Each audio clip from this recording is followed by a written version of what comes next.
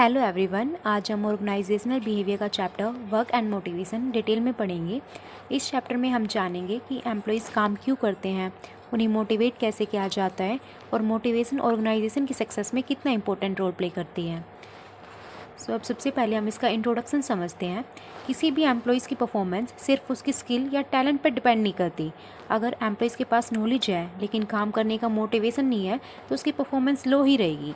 जैसे एक स्टूडेंट है, वो इंटेलिजेंट तो है लेकिन उसके पढ़ने का मूड नहीं है तो उसके मार्क्स अच्छे नहीं आएंगे और उसका टीचर उसको मोटिवेट कर देता है, लाइक जिन भी स्टूडेंट्स के अच्छे मार्क्स आएंगे उन्हें ये अवार्ड दिया जाएगा। सो जिस स्टूडेंट का मूड नहीं है पढ़ने का वो भी पढ़ने की कोशिश करेगा और अच्छे मार्क्स लाएगा। सो यहाँ पे रिवॉर्ड और अवार्ड्स जो हो गए सोर्स ऑफ मोटिवेशन हो गए स्टूडेंट के लिए। वैसे ही कंपनीज़ में भी मोटिवेशन बहुत इंपॉर्टेंट होता है। अब हम इम्पोर्टेंस देखते हैं मोटिवेशन की।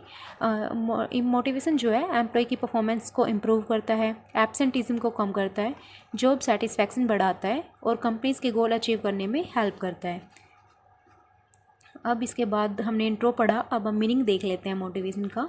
मोटिवेशन का मतलब होता है वो इंटरनल फोर्स या ड्राइव जो किसी पर्सन को एक्शन लेने के लिए एनकरेज करें, यानी एम्प्लॉयज़ फीलिंगली और इफ़ेक्टिवली काम करें।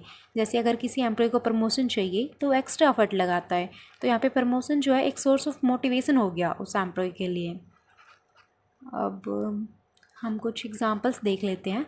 जैसे स्टूडेंट वर्क हार्ड क्यों करते हैं? क्योंकि उन्हें सक्सेस चाहिए, अच्छा करियर चाहिए, या उन्हें फेलियर का डर रहता है, इसीलिए वो हार्ड वर्क करते हैं। उसी तरह एम्प्लॉयज़ भी सैलरी के लिए, प्रमोशन के लिए और पर्सनल सेटिस्फैक्शन के लिए काम करते हैं। इसके बाद हम देख लेते हैं characteristics. First is psychological. It is a psychological process, goal oriented, continuous process, dynamic nature, complex process. अब इनको एक एक करके हम समझेंगे हर एक कैरेक्टरिस्टिक्स को। First is psychological and goal oriented. Motivation जो है वो ह्यूमन इमोशंस और डिज़ायर से रिलेटेड होता है और इसका जो मेन पर्पस होता है वो गोल अचीव करना होता है। जैसे सेल्स एम्प्लॉय बोनस के टारगेट को अचीव करने के लिए ज़्यादा एफर्ट लगाता है। सेकंड है हमारा continuous and dynamic nature. Human needs कभी ख़त्म नहीं होती।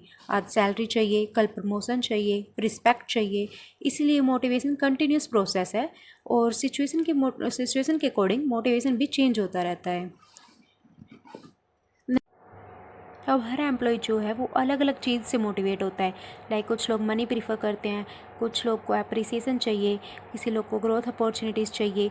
इसी वजह से मोटिवेशन जो है मोटिवेशन को एक कॉम्प्लेक्स प्रोसेस कहा जाता है। अब हम इसके बाद मोटिवेशन की कुछ इंपॉर्टेंस देखेंगे। मोटिवेशन परफॉर्मेंस इंप्रूव करता है, प्रोडक्टिविटी बढ़ाता है, जॉब सेटिस्फैक्शन इंक्रीज़ करता है, एब्सेंटिज्म को रिड्यूस करता है और क्रिएटिविटी और इनोवेशन को एनकरेज करता है।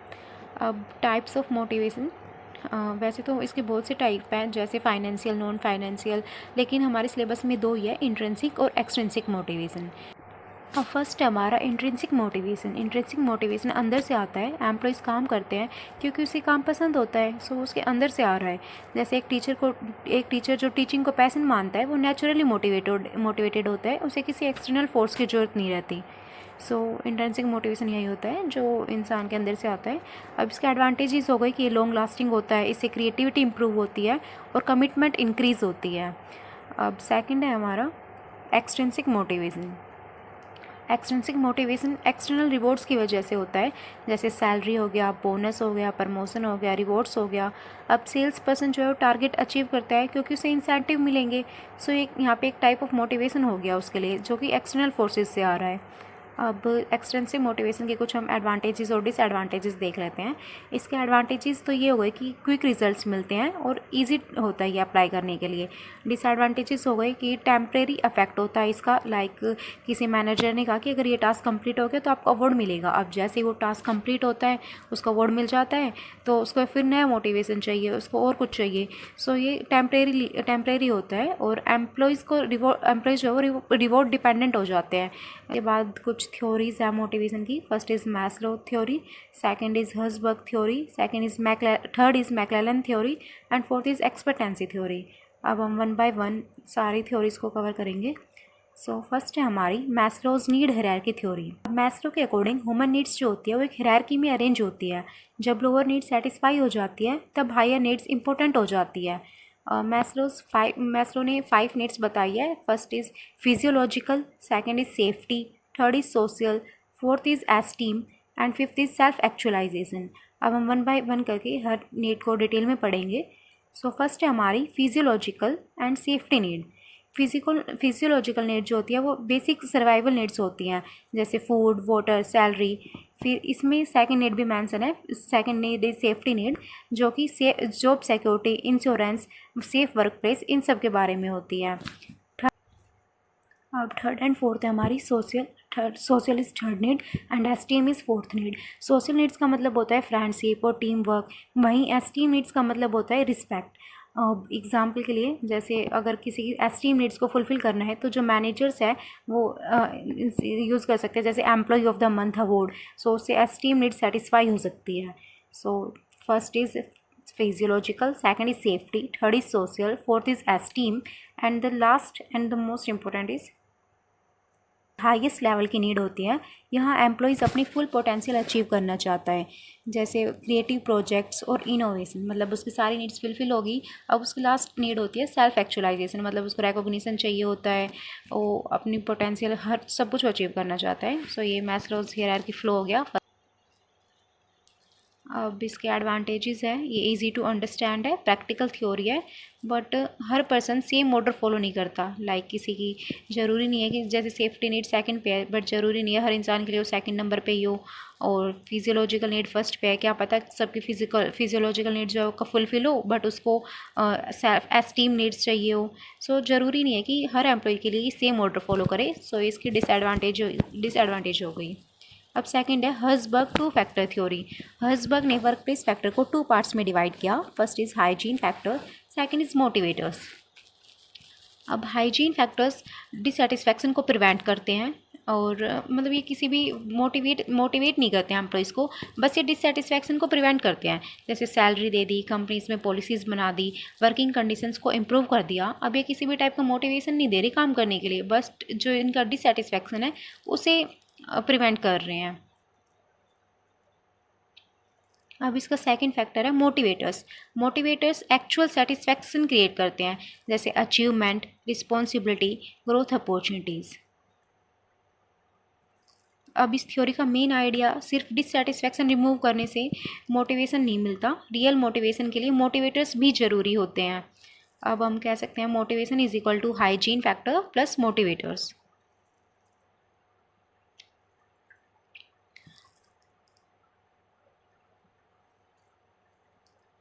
अब नेक्स्ट है हमारी मैक्लेलन नीड थ्योरी।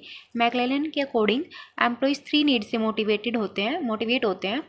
अब जो थ्री नीड्स हैं वो है, फर्स्ट है need for achievement, second is need for power, and third is need for affiliation. अब हम one by one in needs को डिस्कस करेंगे। सो फर्स्ट है नीड फॉर अचीवमेंट। ऐसे एम्प्लॉयज़ चैलेंजेस पसंद करते हैं और ये गोल्स अचीव करना चाहते हैं। सेकेंड है नीड फॉर पावर, इन्हें अथॉरिटी और इन्फ्लुएंस चाहिए होता है, ये लीडरशिप रोल्स प्रीफर करते हैं। और थर्ड है नीड फॉर एफिलिएशन, इन्हें टीम वर्क और रिलेशनशिप्स इंपॉर्टेंट लगते हैं, ये हार्मनी मेंटेन करते हैं।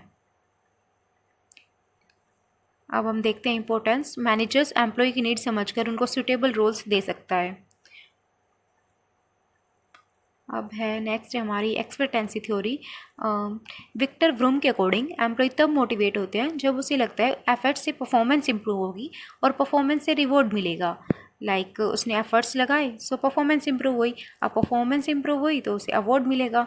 सो इसमें थ्री फैक्टर्स हैं जो हमें डिस्कस करने हैं।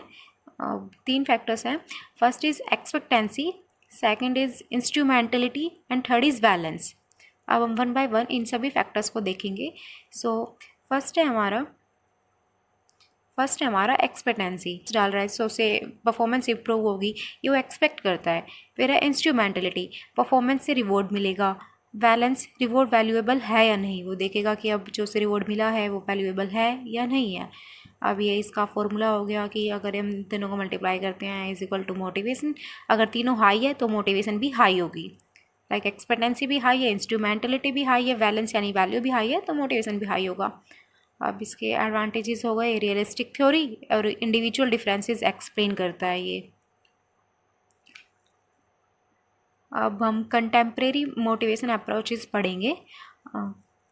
मॉडर्न कंपनीज नए मोटिवेशन मेथड यूज़ करती हैं। अब हम one by one in methods को डिस्कस करेंगे।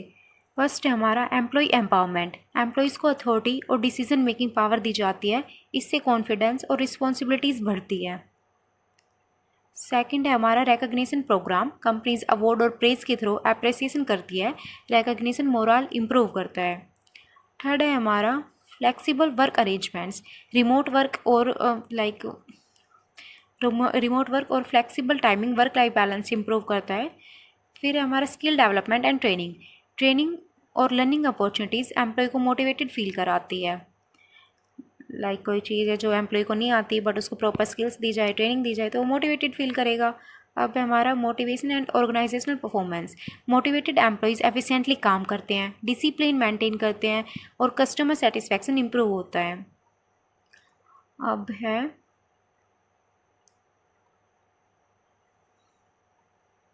और अगर मोटिवेशन कम होता है तो एब्सेंटीज़म बढ़ता है, एम्प्लॉयज़ का मोराल लो होता है और परफॉर्मेंस जो है वो पुअर हो जाती है। अब role of manager in motivation. Managers को एम्प्लॉय नीड समझनी चाहिए, फेयर रिवॉर्ड्स देने चाहिए, पॉजिटिव इन्वायरमेंट मेंटेन करना चाहिए। सो ये था हमारा चैप्टर मोटिवेशन। आई होप आपको पसंद आया होगा। और मैंने ना पूरा PDF जो है उसमें ज़्यादा कंटेंट नहीं डाला, बस मैंने मेन पॉइंट लिखे हैं, क्योंकि अंदर का तो देखो सभी बना ही लेते हैं अगर मेन हेडिंग्स पता हो। सो आप अंदर का कंटेंट खुद से बना सकते हो, लिख सकते हो कुछ भी, मेन तो आपको हेडिंग ही पता होनी चाहिए। So thank you for watching.